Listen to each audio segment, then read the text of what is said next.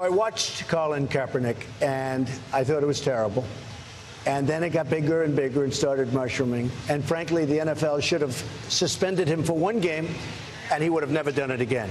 They could have then suspended him for 2 games, and they could have suspended him if he did it a 3rd time for the season, and you would never have had a problem.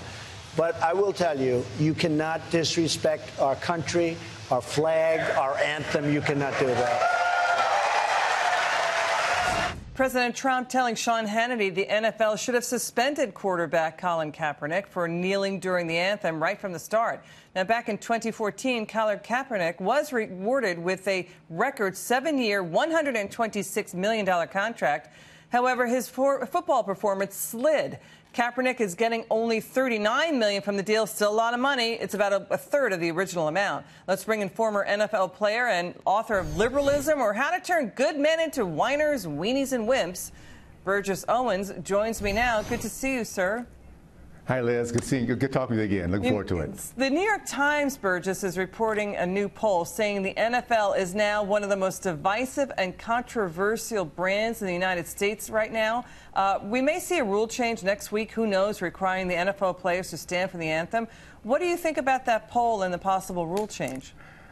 Well, I think Lauren's previous segment was spot on. It's all about the free enterprise system. Thank goodness we have a country in which we can still freely purchase those items we want to, and not, and those that stand against we don't. So the free enterprise, the free market is taking care of itself, and the NFL, which actually took a political stance. That's what this was all about last year. They're trying to get a Democrat elected, so they need to energize the black vote, and that's why they put up with this mess. So we're now finding out the American people just don't want to hear it, and I'm thankful for a president who drew a red line and said, enough is enough. We're not going to attack our flag. Can I just say this one thing? Pearl Harbor, when they attacked us, the American people were sleeping. And I remember the enemy saying, we fear we're woken a sleeping giant. Well, when they start attacking our flag the way they have in our culture, they have woken a sleeping giant. And we're going to have, as a country, Americans are going to really finally understand that there's need in the black community for help. They need help. And unfortunately for the left, once they start giving these kids hope, they lose their power. So I'm looking forward to seeing an influx of money and hands up and mentorship, so these young men and women can understand this country is all about them, and they can make it in this country if they want to do the right things and work hard. You know, NFL Commissioner Roger Goodell is now calling on players to respect the flag and stand during the pregame national anthem. Do you think that he will come up with this rule change? Someone tweeted me that Goodell's NFL is more like the Waffle House. What do you think?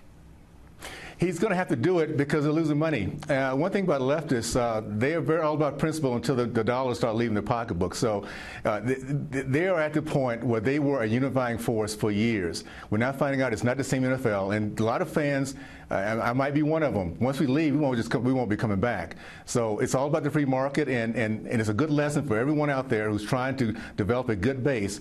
Don't disrespect your fan base. Don't disrespect your customers. And there's a lot of us out here that have different views. If you stay out of politics, you have a good chance to continue to succeed in this country.